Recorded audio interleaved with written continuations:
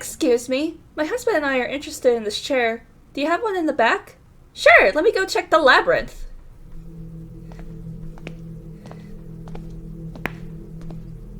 Hey, come on.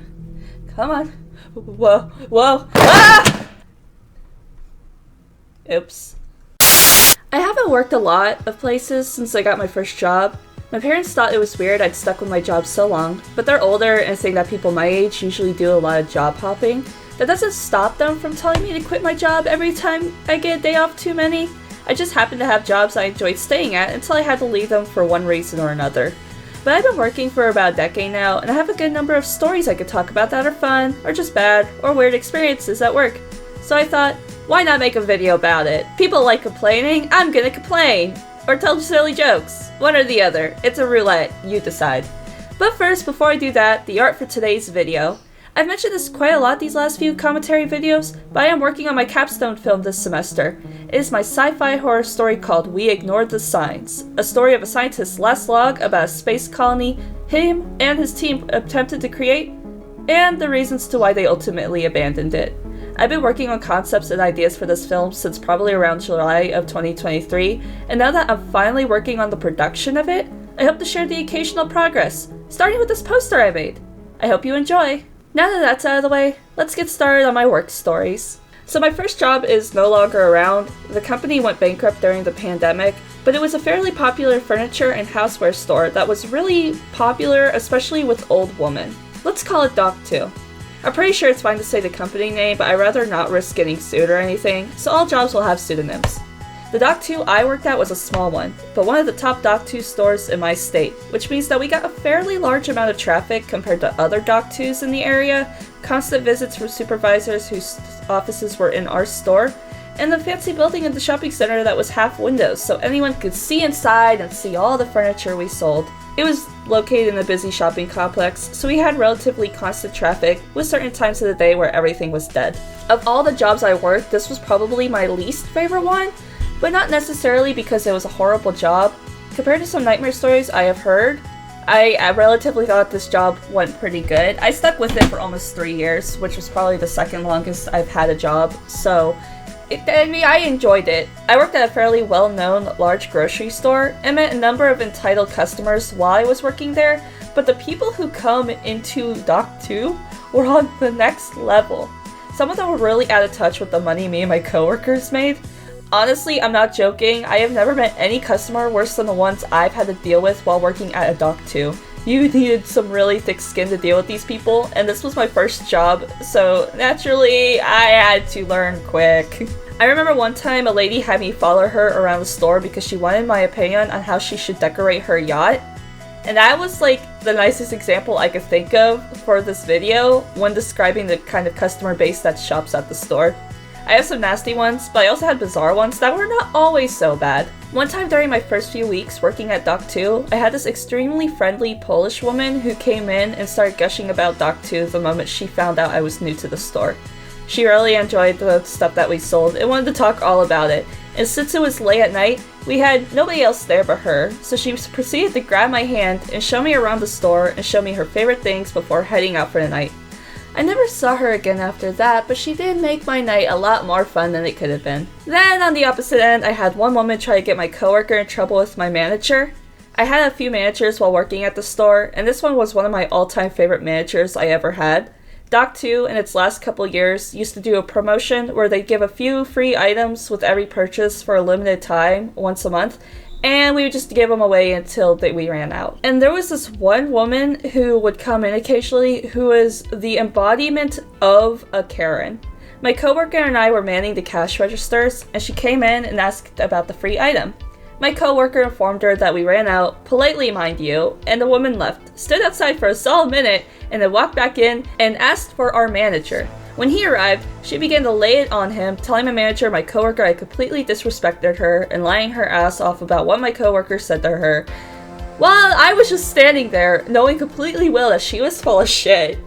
And she eventually left, and my coworker and I were standing there just like kind of shocked that she did that.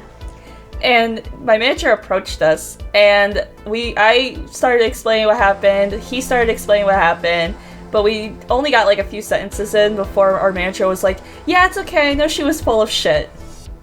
LOL. The same manager also bought me Taco Bell once when he drove me home, so 10 out of 10 guy. He also was the same manager for my Tales of a Bone Hunter video, who gave me the multiple dead mice found around the store during the last few weeks it was open. Like I said, one of my absolute favorite managers I have ever had. However, unlike a good chunk of the customer base that came in, my coworkers were great. Most of my coworkers were older women who have the jobs and stuff they do during retirement, but I had a few coworkers who were closer to my age. One of my coworkers would do stockroom work, and I would try to get stockroom duty with him when new trucks came in. I mostly just wanted to avoid customers. I hated talking to people, and I loved the busy work. Just put me in a room with a simple task, leave me alone, and I will happily do that task while thinking about my little stories in my head or while I listen to a podcast. I am so easy to appease when it comes to busy work. Just do that. You don't have to get me to talk to people. I don't want to talk to people, I just want to think about my little guys. And talking about whatever my coworker was into or whatever we wanted to talk about was a plus, since we both had similar interests and could talk about like video games and things like that all day. My other store leads were pretty cool too, which was great because sometimes I would make some mistakes. Mostly the occasional broken item, but then some other stuff like the time I accidentally shut off all the power in the store on accident. This was in my last year while working at Doc 2. And my coworker from the earlier Karen story and one of my store leads was out front. I was talking to this couple who were looking for a chair. Specifically one of those like dining room chairs that you have guests sit in, not like a dining room chair that you use for like a kitchen table. One of the guys was asking if we had one in the back since they didn't want the one that was on the store display. And I went to check since our system said we did have one. We only put one chair out at a time, so if we had extras they would have been in a box in the back. I headed back there and located the chair. But you need to know something about the stockroom of the Doc 2 I worked at. So my store was small, not like the smallest store ever, but super small for a store that sold furniture. Our dining room chairs had to be on like these really tall shelves, and in order to get them, we had to get this one gigantic ladder to bring it down, which worked a lot on my upper body strength. And I may be skinny, but I'm pretty strong, so I got a good workout out of that. But our stockroom was worse in terms of like being crowded. Everything was super organized thanks to my manager, but it was stacked. We had to be careful with getting certain things, and boxes made very narrow aisles in this mini maze in the back, and it was easy to drop a box on you if you were not careful.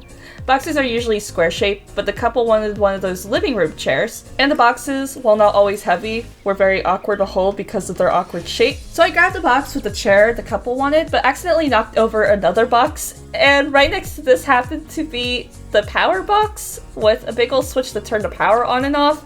And there was like tape that separated the power box from like you can't put boxes over it, but it still managed to fall over and hit the switch, so I accidentally turned the power in the building off. I quickly grabbed my phone as it was pitch black in the stockroom. I found the switch and I turned it back on and then headed back out front to a very confused group of people. I explained what happened to my store lead, who proceeded to laugh about it the rest of the day, and besides the fact that we had to wait a while for the systems to boot back up, there was nothing bad that happened, and we had some good laughs about it, just some fun times. Speaking of stockrooms, the manager from the Karen story took me to the back on the last visit to show me how empty the stockroom was before the store closed. This was after I had quit the job, but he still wanted to show off how clean and empty the stockroom was. My manager was a huge stickler for keeping the stockroom clean, and it was always packed, so this was a nice development for him. Wonder how he's doing now. I hope he has a very empty and organized stockroom wherever he's at. While I was working at this place, I didn't have a car or a driver's license. I didn't get either until after COVID, and so I had to take the bus a lot. I'd work after school some days and would take the bus from the community college I went to at the time all the way to my job. Well, to get from my school to my job, I'd have to stop at this one stop at the mall where I lived to switch buses. And since the one that went to my school was different from the one that went to my job, I had to always stop, get off the bus and go. All the buses would wait for a bit while people got off or switched buses, and so one day we were waiting for our buses to let us on. And as I was waiting, the bus behind the one I got off of started smoking a lot. Soon the smoke was super heavy in the area and we had to move further down and away from the stop to avoid it, because the bus had now caught on fire! And we didn't know how long it was going to take for the fire department to get there and put it out. My bus driver didn't want to leave until the firemen showed up, but I did take some pictures on the now on fire bus and sent them to my boss, called her, and told her I was going to be a bit late. She was very understanding of the situation. Doc 2 also used to sell bathroom stuff, They still did while I worked at their store, but you could only get bathroom things online, not in the actual location itself. At least at my store, but you used to be able to. There was one night where I was wandering the store, straightening things up, and I noticed something on the vent in the ceiling. Bored and curious, I grabbed a ladder, and my store lead watched as I climbed up and pulled out a frog loofah. It had been up there for so long, the item wasn't even in our system anymore, even if the Doc2 tag on it said otherwise. I ended up getting to keep it, as it would have been thrown out since it couldn't be sold, and my manager said I could, and I pulled off the loofah bits on it. Now I got a little stuffed frog hanging on my blurbo wall, yay for frogs! I ended up leaving that job late summer of 2019. We were already getting constant questions from people about Doc2's future, and this was before COVID was even a thing. I decided to start looking for a new job, and ended up working at the big grocery store that was literally right next to the Doc2. I didn't actually have a last day of working on Doc2, not because I didn't feel like working, but because I injured my hand pretty good the day before my last day, had to go to the hospital, and called out that shift.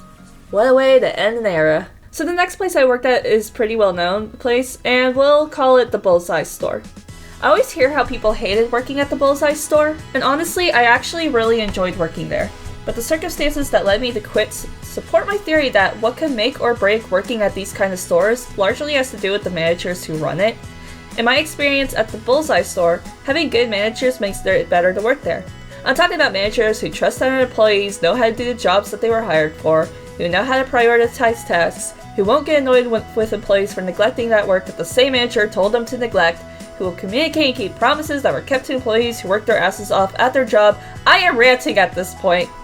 I have a lot of salt involving why I left this store. Now this is my experience, so I can say that I enjoyed my starting position, which was general merchandise. I essentially took stock from the back room and put it out on the floor, and I loved it.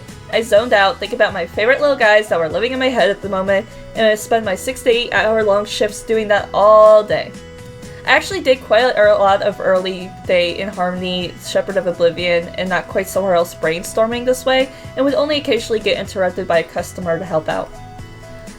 I remember one time in a series of circumstances that were of my own making, getting a 6-day-a-week, 9-to-5 shift on top of night driving classes and only seeing the sun for the first few hours on my walk to work in the morning, and on the one day of the week I didn't work. Funny enough, I didn't mind much back then. I was binging through Taz Amnesty for the first time, and I was so hooked on just having to work time to listen to the show.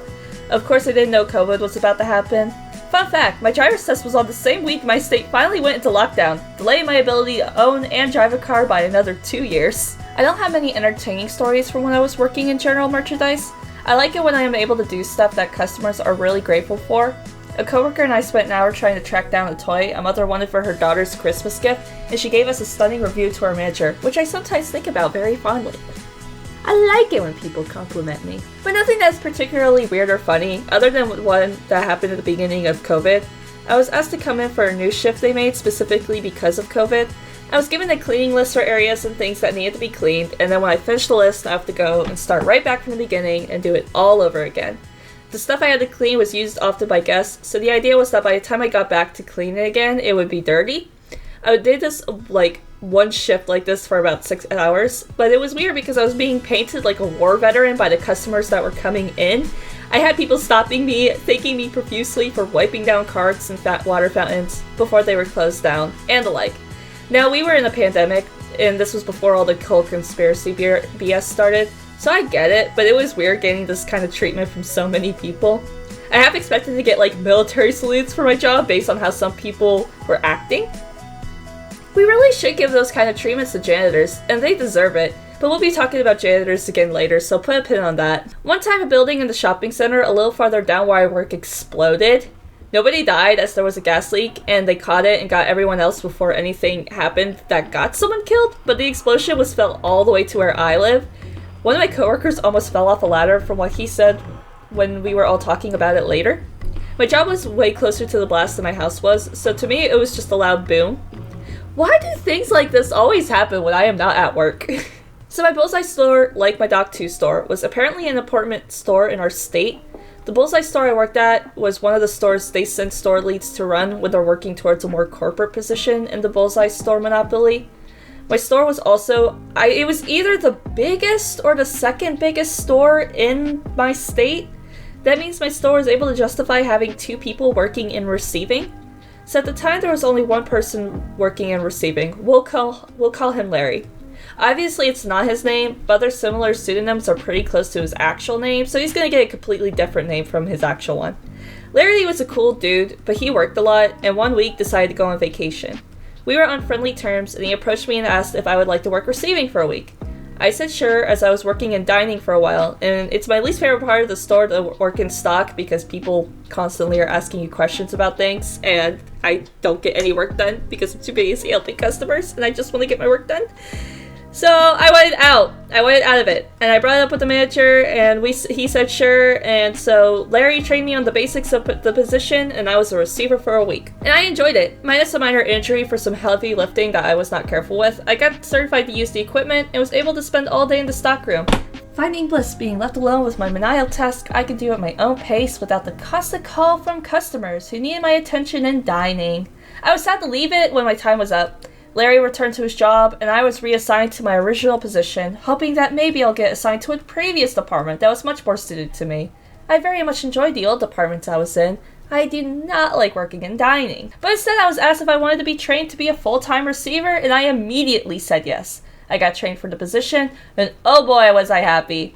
I enjoyed the work. Was it a lot of work? Yes. Was it hard work? Oh yes. But to pass the time, I had to be there early in the morning, and I got to leave early in the afternoon.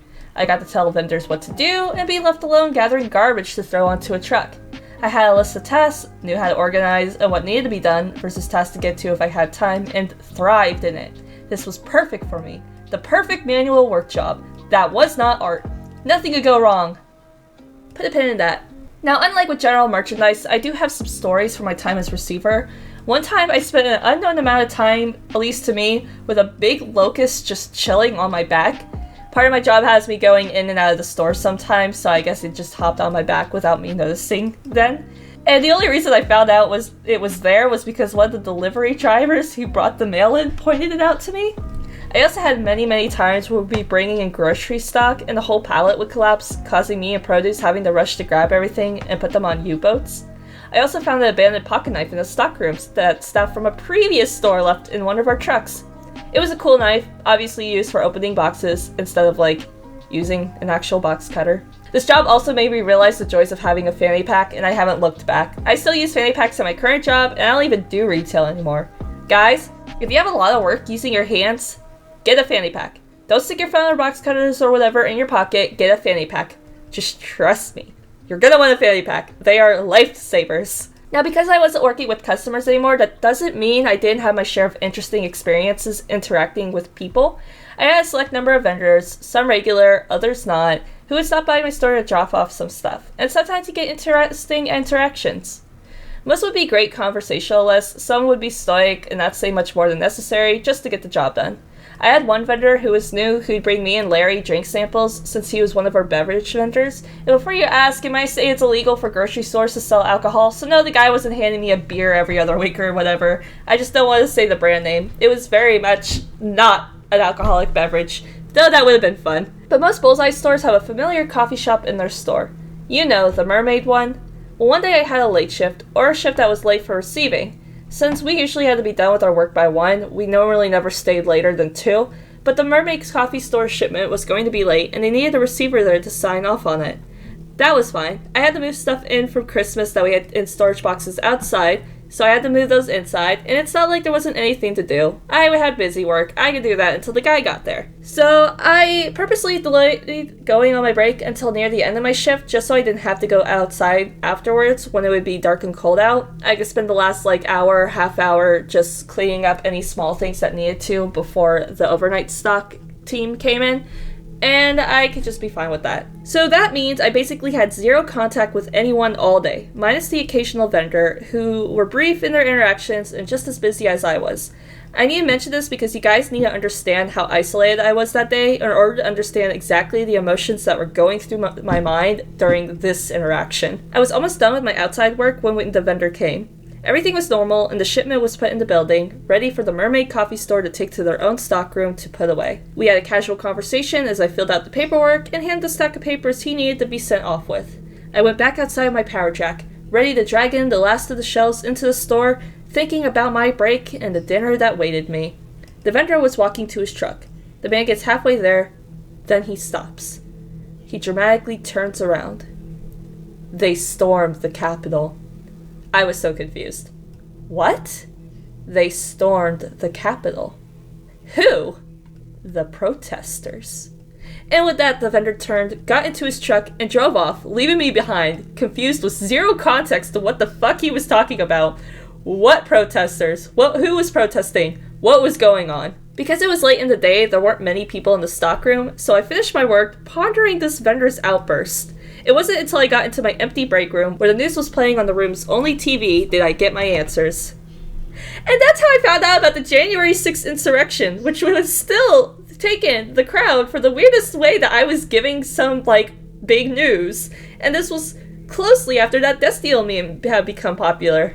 What a time I had! Although most of my work was in the back, sometimes I had to work with people in guest services section of the Bullseye store, and sometimes it doesn't go great. So in order to get rid of garbage and recyclables, Bullseye stores are equipped with 2 types of compactors, one for cardboard and one for trash. I was in charge of making sure that these were maintained and available for my coworkers, although I was not in charge of actually emptying the trash compactor, thank God. But sometimes people will stuff too much into the trash compactor and it will get stuck. There is a machine that crushes and pushes the trash into a big container that would occasionally be stopped out, but people will stick things into the machine that can block more trash from going in. So one morning I came in and the trash compactor was totally stacked. And no matter how many times I turned the compactor on or how much I pushed on the trash, it was not going down. Something was stuck and I had to figure out how to unstick it.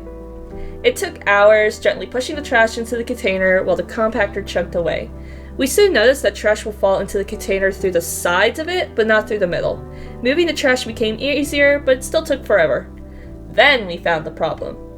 So we will put some returned items back on shelves to get repurchased, mostly things that were bought and then immediately returned. Very few times it'll ever be food. Lots of stuff will just get thrown out. But some things we will not put back on the shelves for other customers to buy. And one of those things is stuff that is for baby, so the baby stuff. It's mostly because it's a health thing. The Bullseye store also had a separate process for throwing away certain items, which include baby things, and depending on the item, would have to go through this process.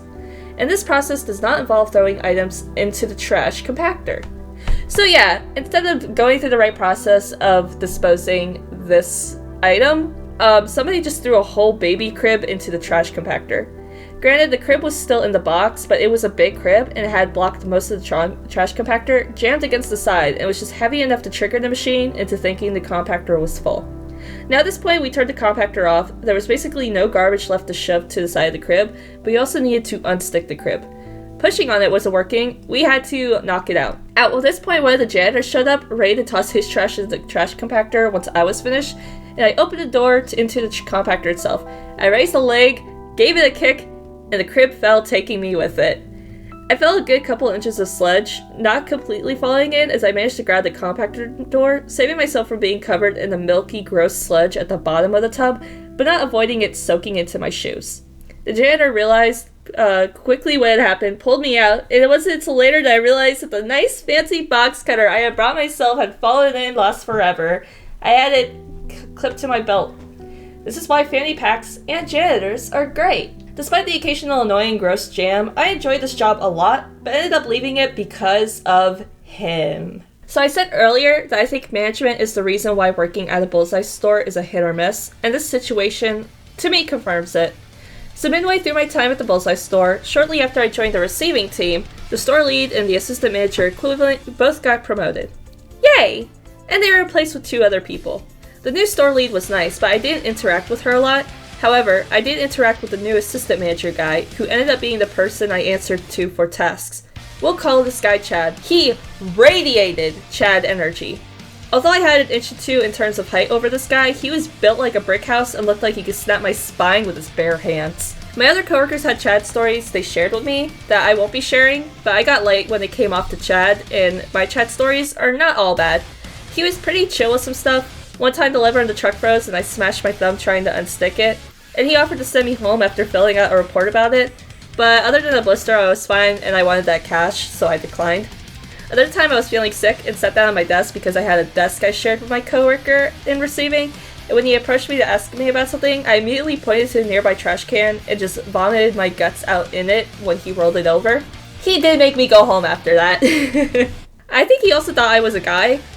Now, I'm not an HRT or anything, and although visually I could pass as androgynous or as a man, my voice is very feminine and youngish. I'm totally aware of this. I know I sound like a baby boy or like a little girl or whatever. I'm almost 30.